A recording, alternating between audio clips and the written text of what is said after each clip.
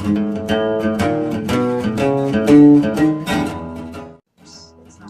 Karen and Kaysen, just it's getting close to time, about time to list your place. So wanted to go over the comps with you real quick and let me know what you think. If you feel like you're ready to go, I'm going to go ahead and push for us to start showing your place. So if you have any other questions, give me a call. Thanks.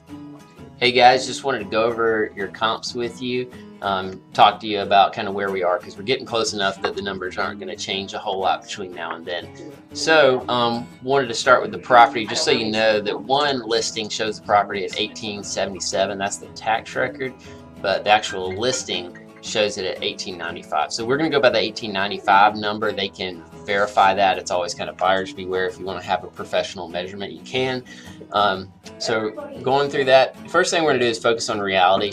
That is what numbers we have on the books to see just what is probable that it could actually, buyers will pay and it would actually appraise out at.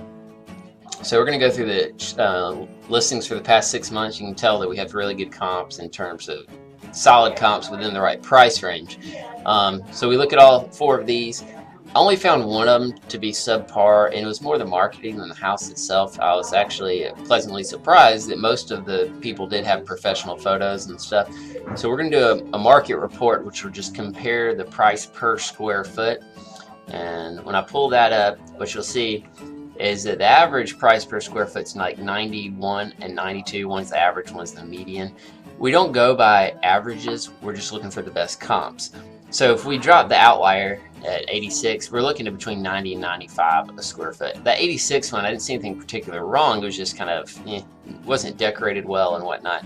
And you also see that one of the high comps, the 94, was on the market for 111 days. Part of that it was listed over Christmas, but that's not a good sign to get 94 square foot if they had to be on the market that long.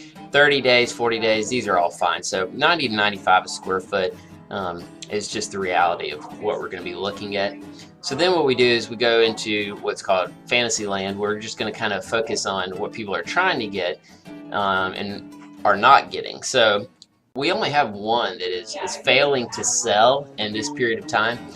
This is 3905 Stevens Ridge Way. I'm going to look at it real quick, just the photos and everything.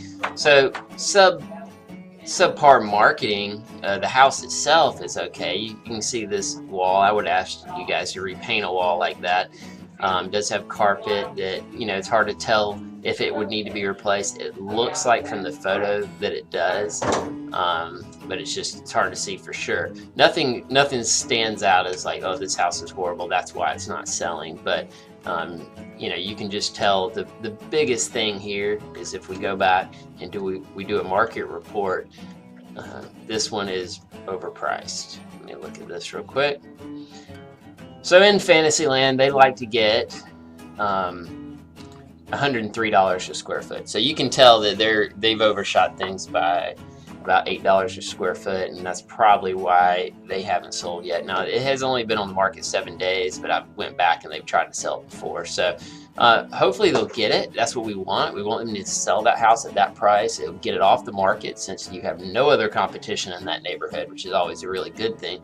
It'll get it off the market and it'll increase our comps. But that may take a little while. It's going to take at least 30 days. So we're not going to wait on that number to get on the market, or we'll just be losing money on mortgage payments. So just to review real quick, this is the market analysis right here.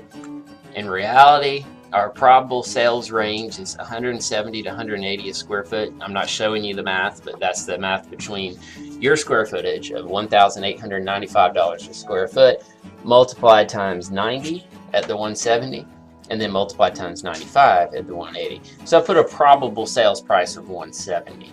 Now the market is going up, so what we also want to explore is Fantasyland. That's what people are trying to get, and we need to make sure we're somewhere between reality and Fantasyland. So if we go over to Fantasyland, what you see is the Fantasyland says your house is worth 103.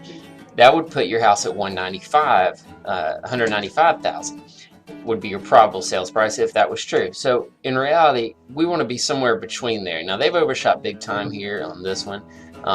But I am going to suggest, since the market's going up, we always want to try to sell above comps. We have actually been selling above comps, and a lot of that is if you have a nice house with good marketing, and marketing includes the condition of the house and its staging, which we don't have as good a staging right now as we would have if you guys were still living there. But we do have our old photos and stuff. But you know, it's going to make it a little hard to get above comps. But I still want to list the house at 189, so that's gonna be pretty high. But one reason we focus on reality and fantasy land is because when the offer comes in at 170, 180, we know, hey, yeah, we're listed at 190, but they're not crazy. These people are dealing with the same numbers that we were up against when we listed. So what I suggest is, if you want to list above comps, which I do suggest we do that because we want to get more, make you as much money as possible, then you need to keep in mind that these offers are going to be reasonable, and we need to negotiate hard early on, or else you're going to start making that payment every month. I hope that helps. You guys, you know how to get in touch with me. Let's go ahead and talk. If you guys are ready to go forward, I want to go ahead and push to Carrie to start showing this house, and let us work with her to get some showings and get this thing listed. So hope that helps. I'll talk to you guys later.